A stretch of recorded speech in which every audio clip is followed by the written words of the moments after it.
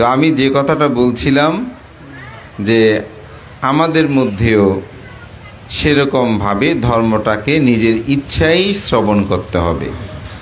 যদি ইচ্ছায় আপনি ধর্মটা শ্রবণ করেন, তাহলে যিনি ধর্ম দেশনা করবেন ভিক্ষু সংঘ, সুতরাং তাদের মধ্যে তার প্রাজ্ঞতার পরিচয়টা হবে এবং দয়াটাও যথার্থ হবে। এখন হয় কি, আমরা তাদেরকে কোনো একটা কারণ, কখন পানি ঢালবে অথবা চিবুর উৎসর্গ করবে, এই বলে সবাইকে আমরা বসিয়ে রাখি।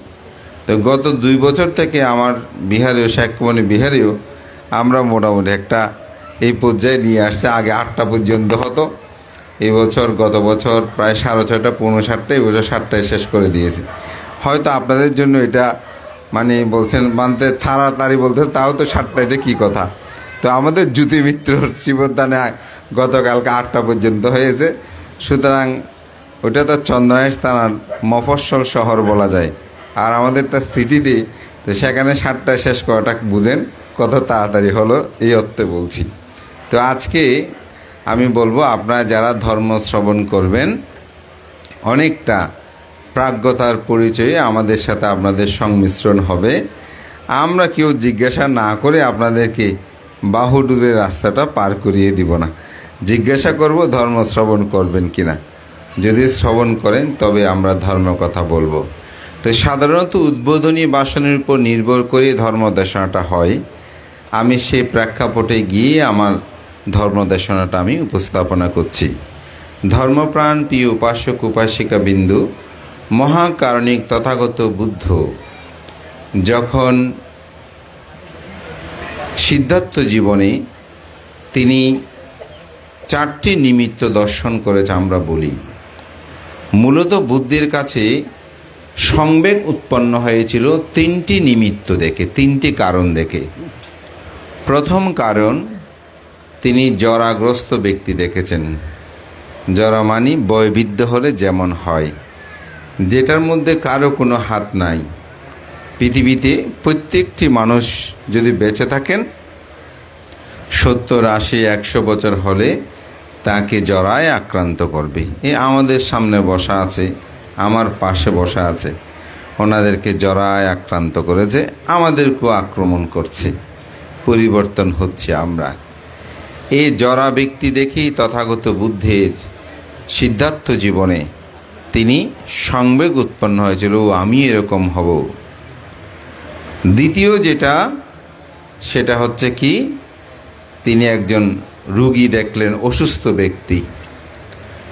এই অসুস্থ ব্যক্তির তার ক্রন্দন কাতরতা দেখে সিদ্ধার্থ চিন্তা করলেন আমারও এরকম হবে। এখানে আরও অনেক প্রেক্ষাপট আছে, আমি সংক্ষেপে বলছি বিষয়টা। তৃতীয়ত তিনি দেখলেন 4টা লোক একজনকে ভার করে নিয়ে যাচ্ছে, পিছনে কিছু মানুষ ক্রন্দন করছে, বিবিধ শব্দ করছে। তাদেরকে দেখে জিজ্ঞাসা করছেন এটা কে? বলে যেটা মৃত ব্যক্তি। ও, মানুষ এরকম মৃত্যুবরণ করে, এটা কি আসলে কেন হয়? তো কিছুদিন আগে আমার একজন পরিচিত শিক্ষক, তিনি আমাকে ফাং করতে এসেছিলেন একটা বিহারের। তিনি আমাকে বলছেন, ভান্তে, এই যে আপনারা ধর্ম ব্যাখ্যা বা বুদ্ধের জীবন দর্শনেও দেখি যে তিনি 29 বছর বয়সে জরাগ্রস্ত ব্যক্তি দেখেছেন, ব্যাধিগ্রস্ত রোগী দেখেছেন এবং মৃত ব্যক্তি দেখেছেন। তো 29 বছর বয়স পর্যন্ত কি মানুষ এরকম দেখে নাই? এটা কেমন কথা? এটা কি সম্ভব? তো আমাদের আধুনিক এই যুগে আমাদের ছেলে মেয়েগুলো স্বাভাবিকভাবে এরকম প্রশ্ন করবে। তবে আমি তাদেরকে 2টি পয়েন্ট বলবো। একটা হচ্ছে আজকের যে সোশ্যাল মিডিয়ায়, এখানে বসে 1 মিনিটেই আপনি সমগ্র বিশ্বের খবর পেয়ে যান। আমার চাঁদগাঁও মাঝে মধ্যে ঘটনা ঘটা আমি জানি না, আমাকে ফোন করে বলে, বান্ত অমুক পাশে নাকি একটা বাসা চুরি হয়েছে, একদম আমার বিহারের পাশে। তাই বললাম কই? বলতে বান্ত এইমাত্র আমি ফেসবুকে দেখলাম, আপনাকে ফোন দিয়েছি। অথচ আমার বিহারের সাথে একেবারে লাগানো। তাহলে আমি জানি না ফেসবুকে দিয়েছে সাদা। তাহলে দেখেন কোথা থেকে বলছে? চট্টগ্রামে আরেকটা স্থান থেকে।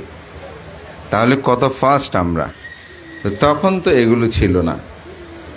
আর দ্বিতীয় যেটা, রাজ পরিবার, রাজশক্তি, এটা কেমন আপনারা বর্তমান প্রেক্ষাপট বুঝতে পারবেন যে যখন ক্ষমতায় মানুষ থাকে তখন মানুষ কেমন হয়। যেমন একজন মন্ত্রী, মিনিস্টার যখন এখানে আসবেন বলেন, তখন রাস্তাঘাটগুলো কেমন হয়। আমাদের শহর তৈরিগুলোতে আমরা দেখি, যখন কোনো রাষ্ট্রপ্রধান এই রাস্তা দিয়ে যাবে বলে দেখে রং টং করে একেবারে সুন্দর, কি মানুষ বুঝতে পারে কেন হচ্ছে, মানে মনে হচ্ছে এটা যেন ধবধবে সবসময় সাদা থাকে, ভালো থাকে, এই ধরনের। তো রাজ পরিবার সেটা তো অন্য বিষয়। যারা থাইল্যান্ড সম্পর্কে একটু জানেন, এখনও আপনি যত কথা বলবেন রাজ পরিবার সম্পর্কে তুই শব্দটাও আপনি বলতে পারবেন না।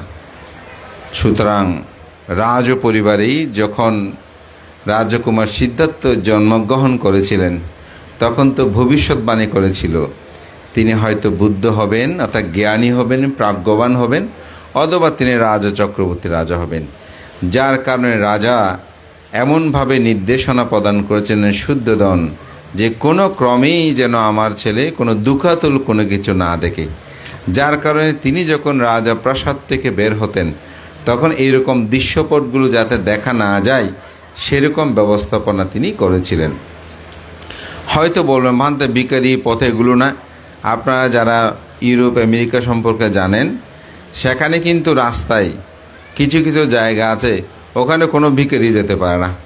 ভিখারি গেলে পুলিশে ধরে সেগুলো নিয়ে যায়। অর্থাৎ ওনারা বুঝাতে চায় আমাদের সিটিতে, আমাদের এখানে কোনো ভিখারি, ওনাকে বসায় বসায় খাওয়াবে, কিন্তু ভিক্ষাবৃত্তি করতে আপনাকে দেবে না। তো এই বিষয়গুলো যখন আপনি অনুধাবন করবেন, তখন রাজক্ষমতাটা যে কেমন এটা উপলব্ধি করা যায়। এবং আমরা দেখতে পাই যে রাজকুমার সিদ্ধার্থ এই তিনটি নিমিত্ত দেখেছিলেন, কিন্তু প্রটোকল ভেঙে তিনি গোপনভাবে গিয়েছিলেন। অর্থাৎ রাজ পরিবারের কিছু প্রটোকল আছে, কিভাবে আপনি কোথায় কিভাবে যাবেন, কিন্তু এই তিনটি নিমিত্ত তিনি যখন দেখেছেন, তখন কিন্তু তখন কোনোরূপভাবে রাজকীয় কোনো সিস্টেম তিনি মেনে যাননি। অর্থাৎ গোপনভাবে তিনি বের হয়েছেন, যার কারণে তিনি এগুলো দেখেছেন এবং 29 বছর বয়সে তার হৃদয়ে রেখাপাত করে। এই তিনটি বিষয় যার মধ্যে উৎপন্ন হবে, কেন এমন হয়, কেন আমি জরাগ্রস্ত হব, কেন আমি বৃদ্ধ হব, কেন আমি মৃত্যুবরণ করব। এই মৃত্যু, এই দুঃখটা যখন, এই তিনটি দুঃখ যার অন্তর্জগতের মধ্যে চেতনা জাগ্রত হবে, সে মানুষকে ধর্ম করতে বলতে হবে না, সে মানুষকে শীল পালন করতে বলতে হবে না, সে মানুষকে ভাবনা করতে বলতে হবে না। কেন? কারণ তিনি সেগুলো থেকে মুক্ত হওয়ার জন্য তিনি প্রচেষ্টা চালাবেন। তো রাজকুমার সিদ্ধার্থ এই তিনটি দেখে তার হৃদয়ে রেখাপাত করেছিল। চতুর্থ যেটা, সেটা হচ্ছে একজন সন্ন্যাসী জানতে পারলেন তিনি আত্মমুক্তির জন্য সংসার ত্যাগ করে বের হয়েছেন। তখন তিনি বুঝতে পারলেন আমাকেও এই পথ অবলম্বন করতে হবে। তিনি অবলম্বন করলেন আষাঢ়ী পূর্ণিমা তিথিতে। আপনারা জানেন রাজপ্রাসাদের তিনি গোপন পথ ধরে অভিনিষ্ক্রমণ করলেন, যেটাকে আমরা গৃহত্যাগ বলি। সেই রকম গৃহত্যাগ করেই তিনি বের হয়েছেন এবং দীর্ঘ 6 বছর কঠোর সাধনা করেছেন। কঠোর সাধনার সময়ে একজন ব্যক্তির সাথে তার দেখা হয় যখন তিনি বিচরণে বের হয়েছেন, সেটা হচ্ছে রাজা বিম্বিসার। তো বিম্বিসার তার লক্ষণযুক্ত দেখে, 32 মহাপুরুষের লক্ষণ, এগুলো দেখে তাকে রাজত্ব প্রদান করতে চেয়েছিলেন। যে আপনি রাজত্ব, বলেছে না, আমি রাজত্ব ছেড়ে এসেছি, আমি কোনো রাজত্ব নিতে চাই না, আমি আত্মমুক্তি লাভ করতে চাই। তখন রাজা বিম্বিসার তার কাছে প্রার্থনা করেছিলেন, যদি আপনি রাজত্ব না নেন, তবে আপনি যদি যে আত্মমুক্তি সাধনায় নিমগ্ন হয়েছেন সেটা যদি আপনি লাভ করেন, তাহলে আমার রাজ্যে আপনি ফিরে আসবেন, আমি আপনাকে পূজা অর্ঘ নিবেদন করব। বুদ্ধগয়ে বুদ্ধত্ব লাভের পর, সারানাথে ঋষিপতন বিগতভাবে প্রথম ধর্মচক্র প্রবর্তন সূত্রের পর তিনি রাজা বিম্বিসারের সাথে তার সাক্ষাৎ হয়েছিল। সাক্ষাৎ হয়ে বহুজনে হিত সুখের জন্য রাজা বিম্বিসার প্রথম ভিক্ষু সংঘকে বেণুবন বিহার দান করেছিলেন। এটা ছিল বৌদ্ধ ইতিহাসে প্রথম বিহার দান, এবং বুদ্ধকে এটা প্রার্থনা করেছেন যে ভিক্ষুগণ সবসময় কি গাছতলে বাসতলে থাকবে, তাদের সুখে বিহারের জন্য, তাদের সুখে ধ্যান সমাধিতে কর্ম সম্পাদন করার জন্য তাদের বিহারের প্রয়োজন আছে, এটি প্রার্থনা করেছেন। বুদ্ধ এটা অনুমোদন দিয়েছেন। আজকের বিশ্বের যে প্রেক্ষাপট, বলুন তো, সকল ভিক্ষু যদি এই বন জঙ্গলে গাছতলে বাসতলে থাকে, বুদ্ধের ধর্মটা কি রক্ষা হবে? মনে হয় আপনাদের? কোনোদিন হতো না। আমি মাঝে মাঝে খুব অবাক হই, বুদ্ধ কেমন প্রজ্ঞাবান ছিলেন, কেমন জ্ঞানবান ছিলেন, তার গুণ কিভাবে আসলে চিন্তা করে শেষ করা যাবে না। আধুনিক বুদ্ধি, আধুনিক সময়ে বুদ্ধের ধর্মের প্রাসঙ্গিকতা দেখলে সেটা স্পষ্ট প্রতীয়মান হয়। দেবদত্তের সাথে বুদ্ধের যে বিরোধ, তার মধ্যে একটা বিরোধের বিষয় ছিল, দেবদত্ত বুদ্ধের কাছে 5টি প্রস্তাব করেছিলেন যে আমার 5টি প্রস্তাব আপনি আপনার বিনয়ে এটি সংযুক্ত করুন। অর্থাৎ 5টি বর প্রার্থনা করেছিলেন। কি কি? প্রথম হচ্ছে, ভিক্ষুগণ কোনো পালাসোয়াইং, তিথি শ্রদ্ধা, সঙ্গদান যেতে পারবে না। ওনারা আজীবন পিণ্ডচারণ করে জীবনযাপন করতে হবে। ভিক্ষুরা কখনো মাংসাদি ভোজন করতে পারবে না। তারা অর্থাৎ নিরামিষ যেটা, সেভাবে তাদের জীবনকে অতিবাহিত করতে হবে। ভিক্ষুগণ কোনো দায়কের প্রদত্ত চিবর, এই যে আপনার আজকে চিবর দান করছেন, এরকম কোনো চিবর গ্রহণ করতে পারবে না। শ্মশানে মশানে পরিত্যক্ত যে চিবর কাপড়গুলো থাকবে, সেগুলো চিবরে পরিধান করে তাকে ব্যবহার করতে হবে। ভিক্ষুগণ কোনো বিহারের মধ্যে থাকতে পারবে না। ভিক্ষুগণ তারা বনে জঙ্গলে গাছতলে বাসতলে সেখানে তারা অবস্থান করবে, ওখানে থাকতে পারবে। এরকম যে বিহার নির্মাণ করে দান করা, এরকম দান করলে সেখানে ভিক্ষুগণ থাকতে পারবে না। পঞ্চম, যে ভিক্ষুগণের যদি রোগ ব্যাধি হয়, তাহলে তৎকালীন সময়ে গোমূত্র অর্থাৎ গরুর প্রস্রাব দিয়ে অনেকে চিকিৎসা পাওনা করত। এইভাবে ভিক্ষুরা ওনাদেরকে বেঁচে থাকতে হবে। কোনো রোগ এরকম আজকে যে আধুনিক চিকিৎসা, এগুলো করা যাবে না। তখনও কিছু চিকিৎসা ছিল, ওগুলো করা যাবে না। এই 5টি সত্য দিয়েছিলেন। আপনারাই বলুন তো, এগুলো যদি বুদ্ধ ভিক্ষুদের বাধ্যতামূলকভাবে দিতেন, এখানে কোনো ভিক্ষুকে থাকতো? কোনো কুলপুত্র থাকতো? আপনাদের ছেলে মেয়েদেরকে কোনোদিন ভিক্ষু করাতেন? ভিক্ষুদের বলে এটা কি কথা, বিজ্ঞানের সাথে তো মিল নাই, আমরা তো এমনি মরে যেতাম চিকিৎসাপনা না হলে, বর্তমান যে অবস্থা, থাকতো বেঁচে। কিন্তু বুদ্ধ বলছেন, না দেবদত্ত, তোমার এই প্রস্তাব গ্রহণীয় নয়। যদিও ধূতঙ্গ 13 প্রকার ধূতঙ্গশীলে এগুলো আবার সংযুক্ত আছে একজন মানুষকে কি করতে, আরও অতি বিনিয়োগ করতে। এটাকে বলা হয় ঐচ্ছিক, অর্থাৎ যে বিষয়গুলো আপনি নিলেও নিতে পারেন, না নিলেও না নিতে পারেন, কোনো সমস্যা নেই, জেনারেল নয়। তো এরকম ধূতঙ্গশীলে এগুলো বুদ্ধ সংযুক্ত আছে। কিন্তু আপনি সাধারণগতভাবে কোনো ভিক্ষুর ক্ষেত্রে এগুলো বুদ্ধ প্রযোজ্য নয়, বুদ্ধ এগুলো গ্রহণ করে নাই। তাহলে দেখা যায় যে বিহারটা আসলে কেন প্রয়োজন। এই বিহার বুদ্ধ দান গ্রহণ করেছিলেন, এবং বেণুবন বিহার। পরবর্তী সময়ে একটা খুব সুন্দর ঘটনা, সেটা হচ্ছে অনাথ প্রেমিক সৃষ্টি। একদিন তিনি বন্ধুর বাড়িতে বেড়াতে গিয়েছেন। তো বন্ধুর বাড়িতে যখন বেড়াতে গেলেন, প্রতিবারে বন্ধুর কাছে গেলে বন্ধু তাকে সুন্দর থাকার ব্যবস্থাপনা করে দেন, সেখানে বসে আড্ডা গুজব করেন, ব্যবসার খাতিরে গিয়েছে সেখানে, এবং কথাবার্তা বলেন, আদর আপ্যায়ন করেন। কিন্তু এবার দেখা গেল শুধু ব্যবস্থাপনা ঠিকমতো করেছে, কিন্তু বন্ধুর সাথে কথা বলার সময় নাই তার বন্ধুর, সে খুব ব্যতিব্যস্ত। এভাবেই করতে করতে রাত অনেক গভীর হলো।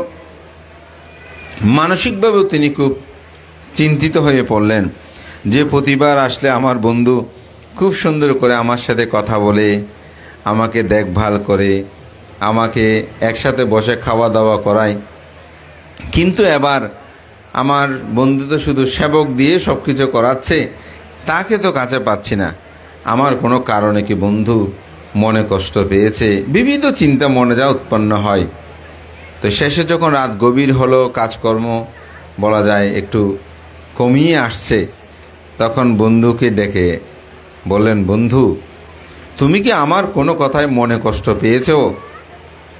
বলেছে, না বন্ধু, কোনো তো মনে কষ্ট পাইনি। বলছে, গতবার আসলাম সে সময় তুমি আমাকেও কত আদর আপ্যায়ন করলে, কিন্তু এবার আসার পর তুমি আমার সাথে দূরত্ব বজায় রেখে চলছো মনে হচ্ছে। আসলে কি হয়েছে? তোমার বাড়িতে কি কোনো অনুষ্ঠান আছে? বলছে, হ্যাঁ, কালকে অনেক বড় একটা অনুষ্ঠান আছে। তো কোনো রাজা মহারাজা আসবেন? বলছে, না, সেরকম কোনো রাজা মহারাজা আসবেন না। বলছে, রাজা মহারাজাও আসবে না? তাহলে আমার চেয়ে এত শ্রেষ্ঠ কোন ব্যক্তি যার জন্য তুমি এত ব্যতিব্যস্ত হয়ে পড়েছ? আমি তো এটা বুঝতে পারছি না। তখন বন্ধু বললেন, বন্ধু সুদত্ত, আগামীকাল আমার বাড়িতে বুদ্ধ প্রমুখ ভিক্ষু সঙ্গীকে আমি ফাং করেছি। ওনারা কালকে আমার বাড়িতে অন্ন গ্রহণ করবেন, সেজন্য আমি তাদের জন্য আহার প্রস্তুত করার জন্য ব্যতিব্যস্ত ছিলাম। এই বুদ্ধ শব্দটা শুনেই সুদত্ত কুমারের মন প্রসন্নতায় ভরে গেল। মনে হচ্ছে এই শব্দটা তিনি বহুবার তিনি শ্রবণ করেছেন। এটা যেন প্রথম নয়, এটা যেন পরিচিত। অনেক সময় আমরা কোনো মানুষকে দেখলে বলি না, অথচ দেখা হয়নি, তবুও বলছি কোথায় যেন দেখা হয়েছে। আসলে দেখা হয়নি। এগুলো মানুষের ক্ষেত্র বিশেষে জন্ম জন্মান্তরের সংস্কার। কোনো মানুষকে দেখলে দেখবেন এমনি আপনার ভালো লাগে, আর কিছু মানুষকে দেখলে এমনিতে খারাপ লাগে, অত তার সাথে আপনার কোনো ঝগড়া হয়নি, কিছু হয়নি, তবুও খারাপ লাগে। আবার যার সাথে কোনোদিন সুসম্পর্ক হয়নি, কথাও বলি নাই, কিন্তু দেখতে তাকে ভালো লাগে, শ্রদ্ধা লাগে, প্রসন্ন লাগে, এরকম হয়তো। এগুলো বুদ্ধ ধর্ম দর্শন বলছে যে জন্ম জন্মান্তরের সংস্কার। এই সংস্কারগুলো আমাদেরকে এভাবেই আসলে কারো প্রতি বিদ্বেষাপন্ন ভাব জন্মায়, কারো প্রতি প্রীতিভাবাপন্নতা জন্মায়। এটা হচ্ছে জগতের একটি ধর্মতা মানুষের। তো অনাথপ্রেণী সৃষ্টির মনেও ঠিক সেরকম প্রসন্নতা উৎপন্ন হলো।